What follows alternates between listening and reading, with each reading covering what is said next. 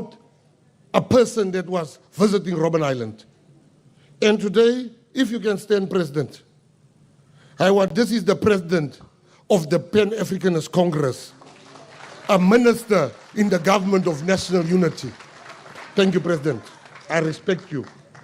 Robert Mangaliso Sobukwe was born in 1924 in the dusty Karoo town of Graaff-Reinet to a modest Methodist family. He was a firebrand whose intellectual and integrity made him apartheid's most dreaded ideologue. A teacher and linguist, he founded the Pan-Africanist Congress in 1959, championing Africa for the Africans through non-violent defiance, igniting the 1960 Sharpeville massacre spark with a past-burning call that left 69 dead. Sobukwe clause that allowed for the continued indefinite detention of political prisoners after their sentences ended confined Sobukwe from 1963 to 1969 in isolation on Robben Island. He was placed in a remote bungalow beyond the walls and barred from all contact with other prisoners. He hardly ever saw another human being. His only companions were books and the sea's row. Released to house arrest in Kimberley, he withered from lung cancer, dying in 1978 at the young age of 53. Sobukwe's isolation epitomizes the island's weaponization, a chilling testament to how the fear of just one man's ideas about Africanism amplified the echoes of resistance across generations. President of the PAC, let me apologize to you of how the PAC has been treated in the past year. It shall never happen again. Thank you.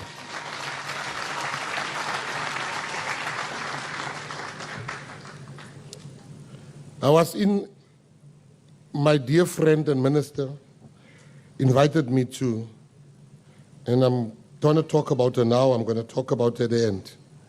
My dear friend and minister invited me to Namibia. Namibia, I was so impressed with what I've seen in Namibia and how they treat their fighters and how they remember them. And I met the family of Andimba Toivo Yatoivo. I met his wife. I met his daughter. And I remember his daughter said to me, it was such a spiritual thing because the guest was showing me the graves, but we haven't been to his grave, and I didn't know how to ask. And the daughter came to me, she's like, would you like to see my father's grave? I said, yes, please. And she took me to her father's grave. We took pictures, but I also heard first-hand thing. Can you take out the child? The child is crying. Can you take out the child here? He can't be listening to children crying. We're talking national issues here.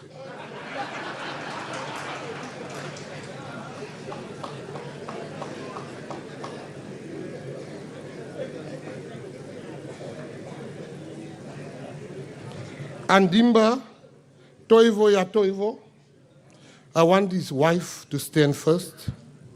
Can you stand, Mr.?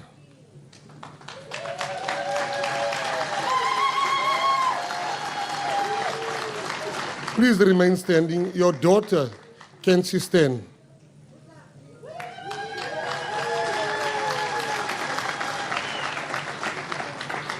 I must share a story with the House today. I was not a political prisoner. I was the other prisoners that would sell stuff to the political prisoners. We would sell newspapers to them. You know, if you were a prisoner in those days, the joke was, hi, but these political prisoners, they are dumb. They pay us to steal newspapers for them. That was just not knowing they wanted knowledge. So general prisoners will talk about how dumb the political prisoners are. They would pay the general prison population for papers because they wanted to write books. While we were busy smuggling, they were busy planning the future of the country. So I grew up in the gang areas and gangland. So I went to Namibia. I got to Namibia, I must share the story. Now, as a person that grew up in gangsterism, people are asking for photos with me in Namibia. And now these people, the first picture I take, I see they're making gang signs.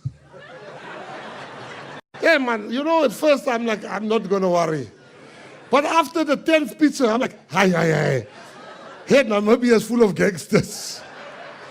Then I met the daughter of Andimba, Toivo.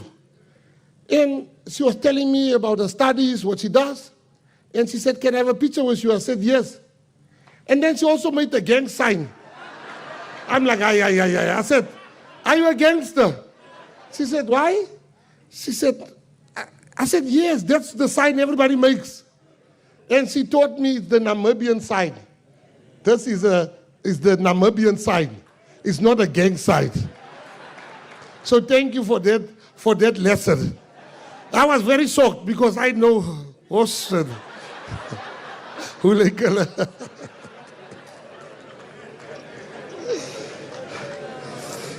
Andimba Herman Toivo was a major figure in Namibia's struggle for independence from colonial and South African rule. Born in northern Namibia in 1924, he became politically active in South Africa and Namibia. Co-founded SWAPO, the Southwest Africa People's Organization, and its predecessor organizations, fought against migrant worker abuses and the incorporation of Namibia into apartheid South Africa. Arrested in 1966 under South African law, he was tried in 1967 and sentenced to 20 years under the Terrorism Act. He served 16 years on Robben Island, much of that time in isolation, suffering much harsh treatment, but also forging deep bonds with other prisoners, including Madiba. He refused to compromise and only accepted release in 1984 when many of his comrades were set free. After release, he continued in SWAPO, leadership in exile, then came home to serve in newly independent Namibia as a minister. He passed in 2017. Robben Island is as much a part of Namibia and its national memory as it is for anyone from South Africa.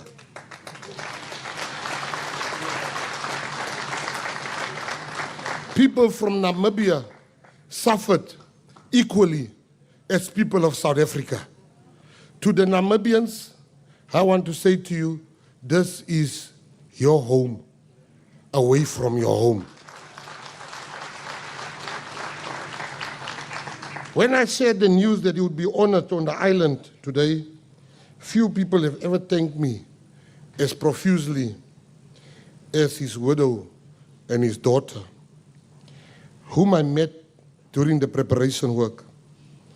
His statue here speaks of many things, but most importantly, what it speaks the loudest about is that Namibians and South Africans are brothers and sisters. We fought together, we died together, we imprisoned together, we attained freedom together, and nothing can ever separate the Namibian and the South African people. I thank you. Khotso Siatlulo. Our final statue is of the firebrand youth leader, Khotso Siatlulo. Born in 1958 in Soweto, he attended Naledi High School during the Soweto uprising of the 16 June 1976. He was Deputy President of the Soweto Student Representative Council under Tsietsi Mashinini. When Mashinini went into exile, Siatlulo took over leadership of the SSRC. He survived being shot during the protest and later fled into exile in Botswana.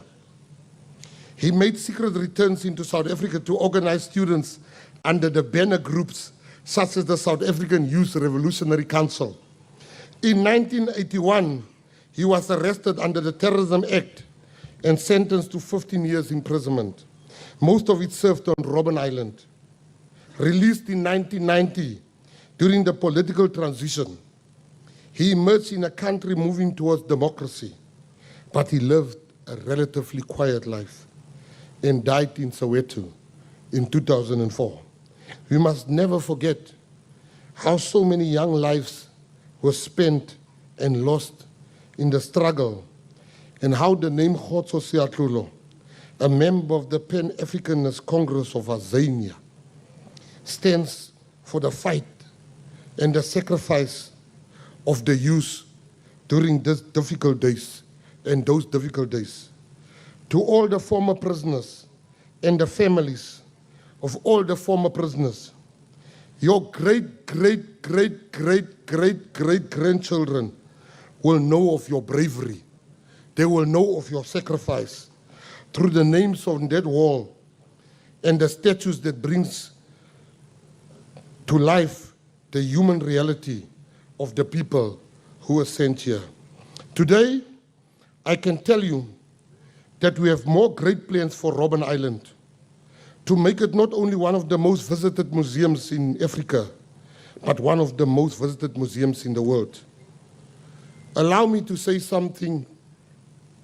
You never wash your dirty linen in front of your guest. But there are no guests here because the Namibians are in the same house as us. When we put this together, I saw ugly scenes amongst ex-political prisoners. I saw people, Johnny come-latelys, that called me, Minister, I hear you are busy with this, stop it, those ones don't represent me. I said, so let the ones that represent you do for you what you want to do. Those leaders waited for months to get an interview, with, a meeting with me. And today, I want the chairperson to rise. And I want Masemula and them that came to my office to rise. Can you please rise? Thank you, Chair. Can you please rise? Where's Masemula? Yeah, I want to tell you,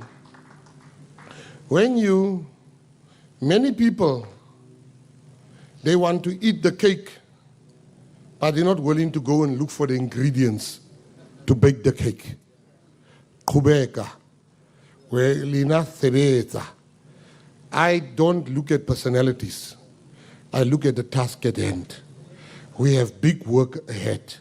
For 25 years, you guys have been fighting to be heard. You've been heard. The first thing you told me,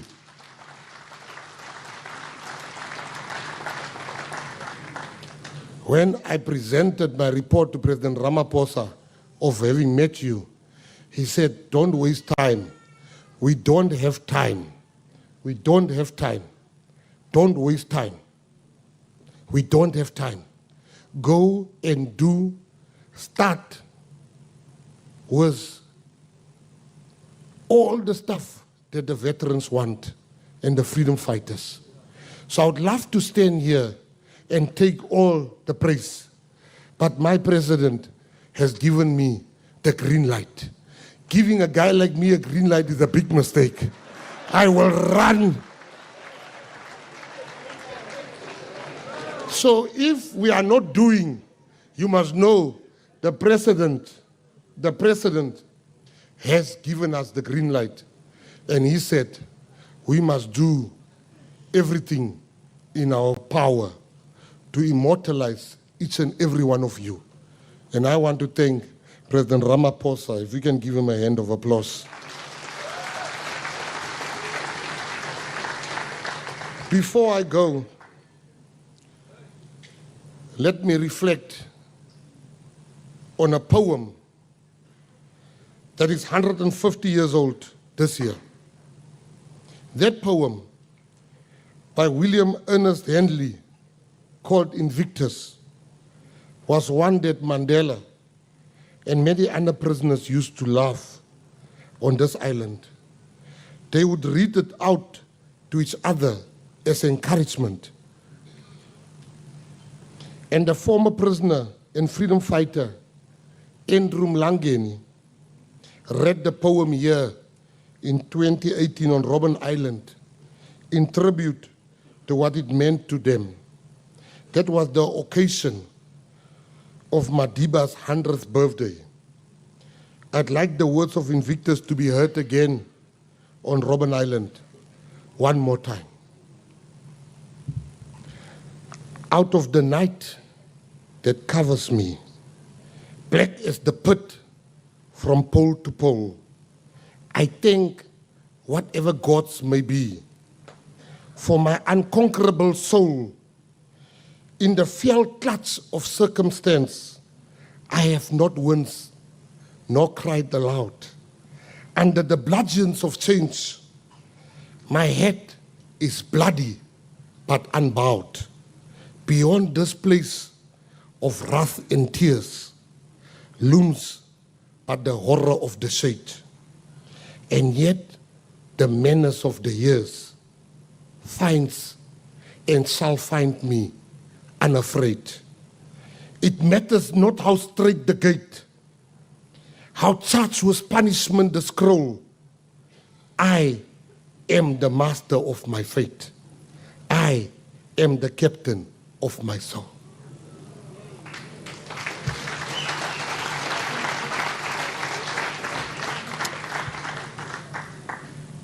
Our freedom didn't fall from a tree or came with raindrops. This freedom was fought for by the people in this tent, by the people who have passed on, and many others just like them who could not join us here today. We like to talk about heroes and great men from America like Martin Luther King Jr., while in our midst we are surrounded by thousands of Martin Luther King Jr.'s. Our heroes, the people who are here, right now. We will appreciate you. We will truly appreciate our freedom more if we understand the price that has been paid for this freedom.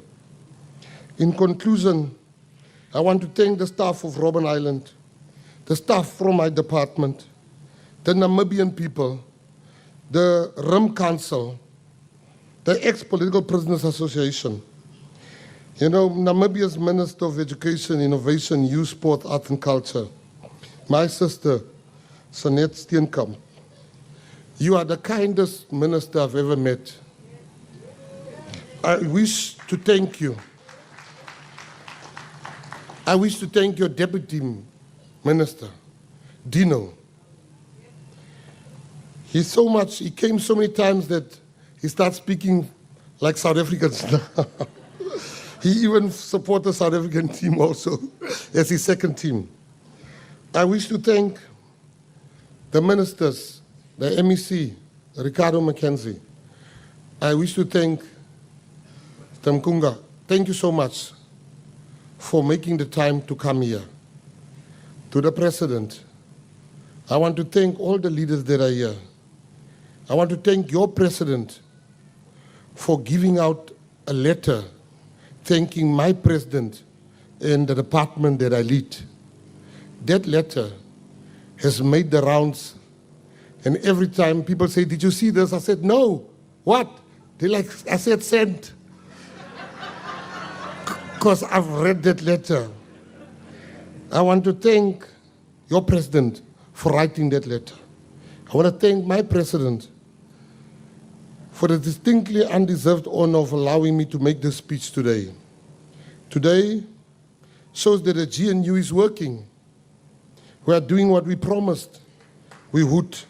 and we are bringing national unity to government and to our country. You know, to the political prisoners, this is from me to you. Everything that we have achieved, everything that our country has achieved, everything that our unborn children will achieve, everything that our country will still achieve, was built on your sacrifice and your courage.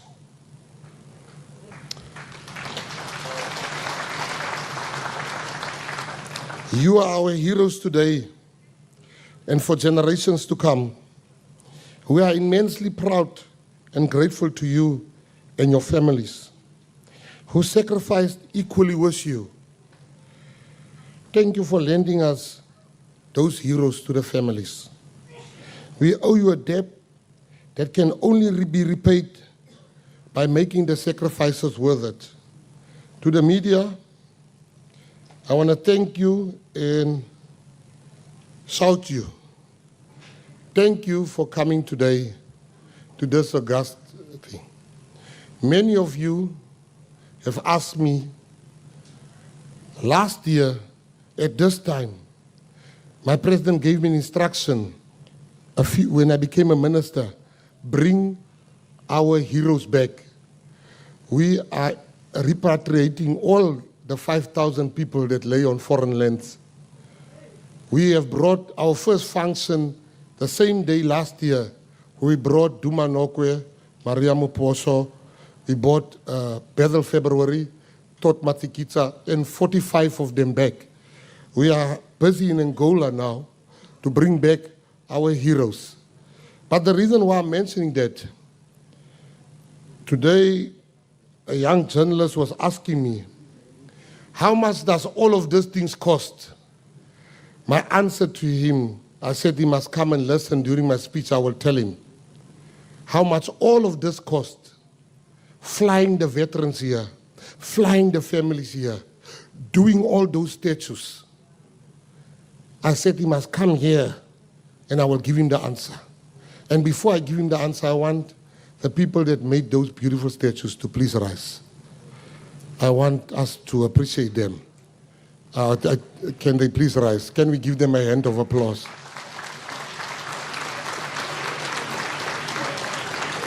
Thank you. And thank you. Now I'm coming to the main question. The question, and I want every person in leadership to listen to what I'm going to say to you. If you have inspirations to become a politician, I want you to listen to what I'm going to say to you. If you're already a politician, I want you to listen to what I'm going to say to you. I want the journalists to know what it costs to have this. Money can't buy. Money can't buy. You scare ministers into submission. They're scared to take a decision. But Mona, lehambile wrong. You can write about me. I don't care. This is only the beginning. We are going to honor everybody like Babo Mambaleka that was part of the struggle. This is phase 1 of phase 10. We are still coming to honor everybody. Some of these people, we will honor them more because some of us are not scared of you or what you write. And I want to say to you, thank you. May God bless you. Magwala acheche le murau. We are Ronaldo. Kirimagwala acheche.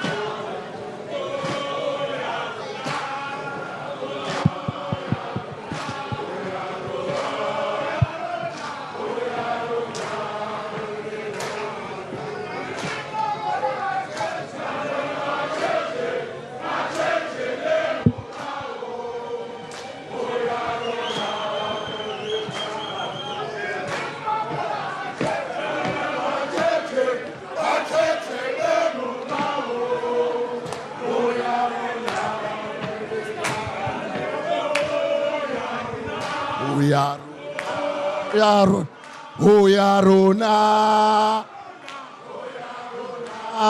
Lutata. Uyaruna.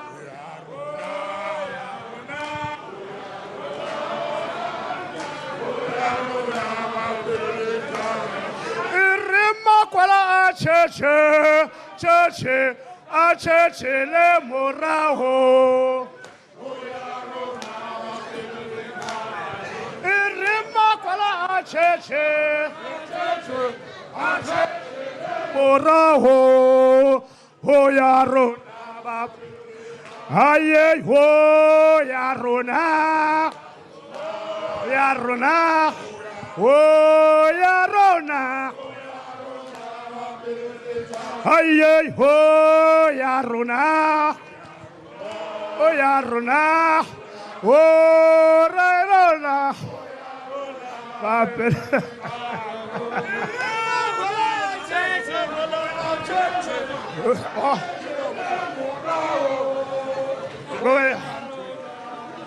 Oh, another song. Iswapoye Namibia, imkonto we South Africa. Kuglini moya se Zimbabwe, ayaluta continua. Iswapoye Namibia, umkonto we South Africa. Frelimo ya Mozambique, haluta continua. Polisario ya Sahara, iplapla ya se Angola. Umkonto we South Africa, haluta continua. Umkonto we South Africa, iplani ya Namibia, Frelimo ya se Mozambique, haluta continua. Iswapo ya South Africa, umkonto we South Africa, ifapla ya se Angola, haluta continua. Umkonto we South Africa, Polisario ya Sahara, Fapla ya se Angola, haluta continua.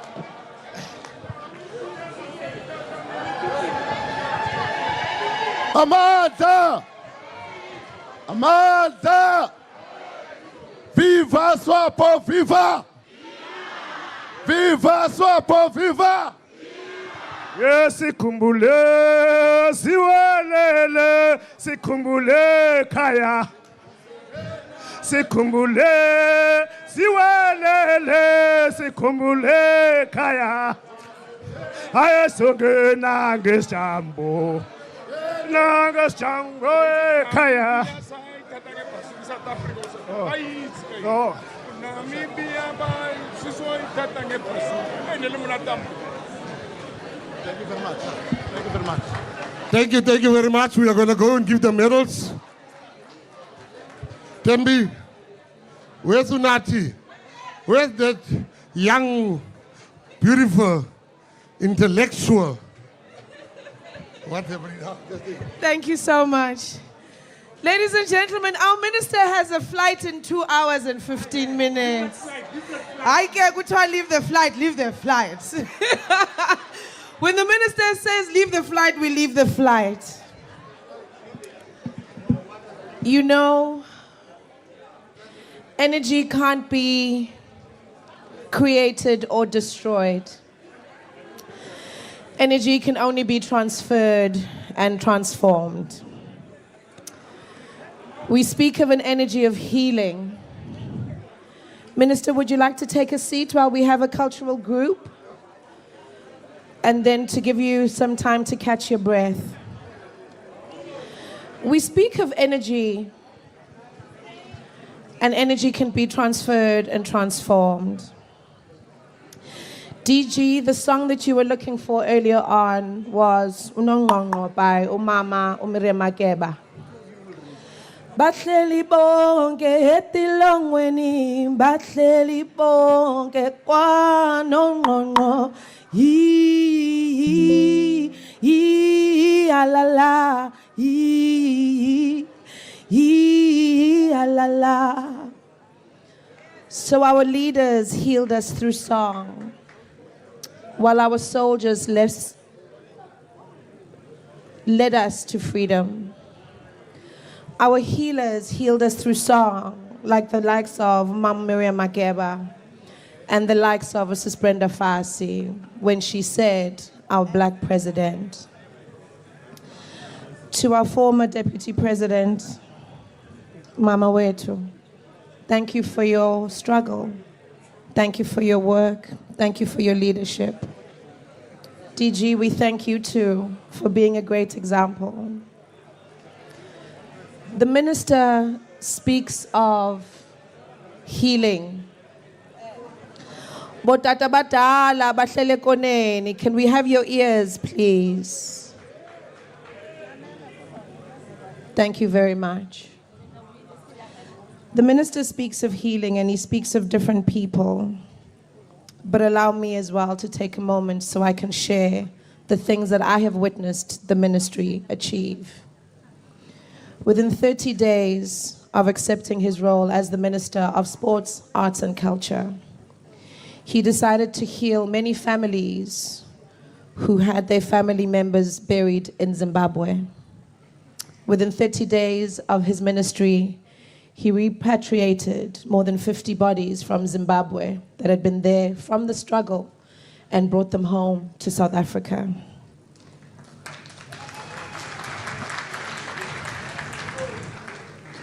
In December, the Ministry of Sports, Arts and Culture launched a project called Fantuka Af. And I saw the minister apologize there again. It seems as if his ministry is one of apologies, but not just apologies by mouth, but rectifying the wrongs that our previous dispensation have left to be unsolved. So after he repatriated many bodies from Zimbabwe who fought for our freedom, he spoke to our musical giants and our entertainment giants. And he hosted them at a breakfast where he apologized for us, again, neglecting them and not honoring who they are. The Fantuka project solidified the future of many of our greats, Dr. John Gani, Mama Leta Mbulu, Dada Kaifa Siso, Dada Kaifa Semenya, the likes of many greats who have been abandoned by our industry. And he said, I will give you a stipend. And every month I will give you dignity so that you no longer have to go out and beg to the South African public to remember who you are and the legacy that you have left us. Abo Mama Abigail Kubeka, Abo Mama Dorothy Masuk. I've been seeing the minister apologize through his actions, and today I saw him reach out again to the PAC to say that we will honor his neighbor from Egrafrenet, Utata Robert Mangaliso Sobukwe. So to the ministry, thank you for healing all of us. Thank you for seeing all of us. And thank you for making sure that in your endeavor, the legacy and the dignity of our people will always be remembered. We speak of song as a healing energy. We speak of song as a way to narrate our stories and to continue our history through harmonies. The one thing we do well as Africans is create music. It was in 1995 that Utatu Mandela stood here in Cape Town and told the world, before we won our very first of our 4 world titles from our Springboks, that sports and music are universal languages and they shall unify the world. So in that voice of unison, please put your hands together for the Western Choral Choir all the way from Ekayeli Cha.